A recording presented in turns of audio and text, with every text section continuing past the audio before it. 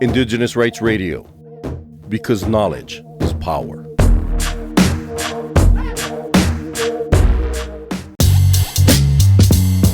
The 2025 UN Climate Change Conference, commonly referred to as COP30, is taking place in Belém, Brazil, known as the gateway to the Amazon rainforests, from November 10 to 21st, 2025. This major global meeting has gathered government representatives from the 198 signatory countries, along with delegates from UN bodies, civil society, academia, and private sector. Notably, it features a record participation of indigenous peoples, with over 3,000 registered delegates, alongside a strong representation from women and youth. Cultural Survival has spoken with indigenous leaders and their representatives to understand their priorities and demands for COP30.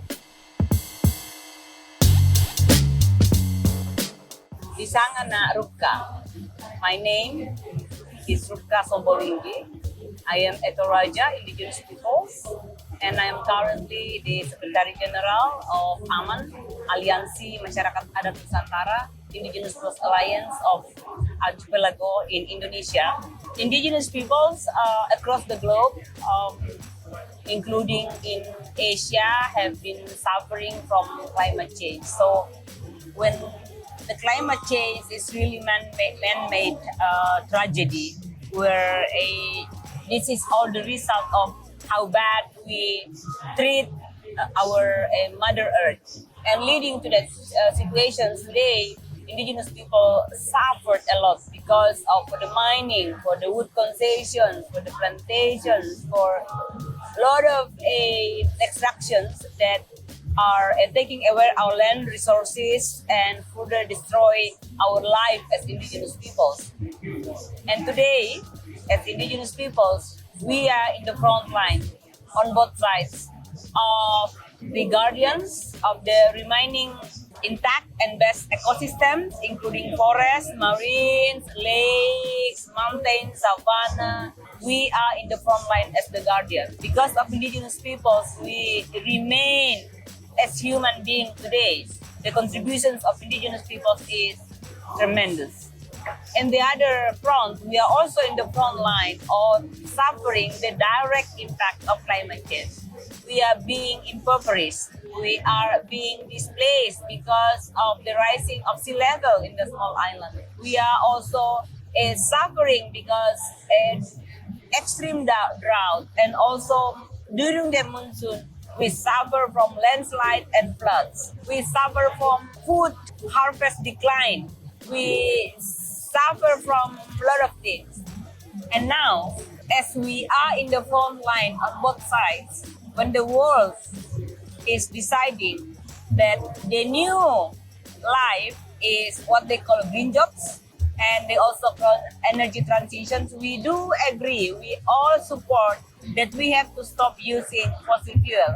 However, the situation today is, again, the pressure is put on indigenous peoples because we are the guardian of the remaining forest and best ecosystem, also where all these critical and rare mineral is host. So it's a double disadvantage, because now we become again the victim of exploitations, the victim of displacement for the mining, the nickel mining, for the battery, the new energy, either it's solar or new dam, and including for the nuclear, including for biofuel, including for geothermal.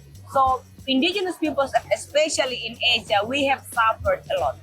We are now facing displacement for our indigenous homeland because the mining companies coming. And it's the same thing. It's really the green colonization that is taking place today in our indigenous territories.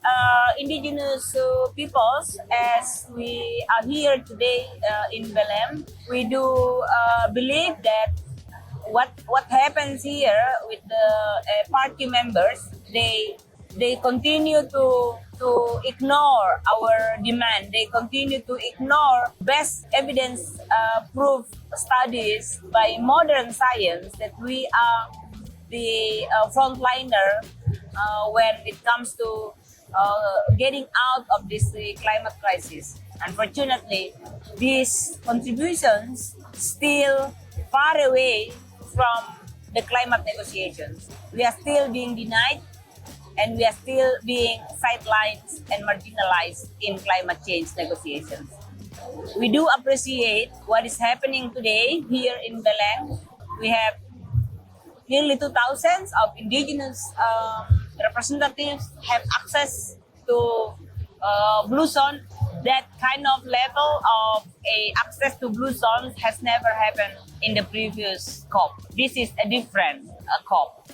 We also can see the government of Brazil leading the formation of establishment of Forest Forever initiative, and where 20% of that funds will go directly to indigenous peoples. But we still need to make sure that this will happen, and the direct funding will really go to direct funding mechanism. We also appreciate the 10-year commitment, 1 and 500 million 10-year rights, land rights of indigenous peoples, local communities, Afro-descendants has to be secured. I do believe that access is not participation, or participation is not just access, but full and effective participation is where us as indigenous peoples, we are there at the table, sitting equally to decide on our future together as all human beings. So nothing about us without us. This is the very fundamental conditions of what we call full and effective participation. So I do believe that only access to blue zone is not enough. But we have to remember, for some people, they never have problem to have access to blue zones. Some of the civil society organizations, they have the privilege of having the access to blue zones for all COP.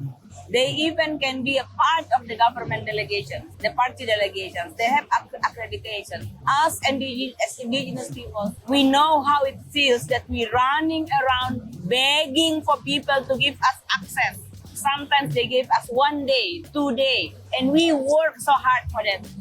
We are still victims of the energy transition.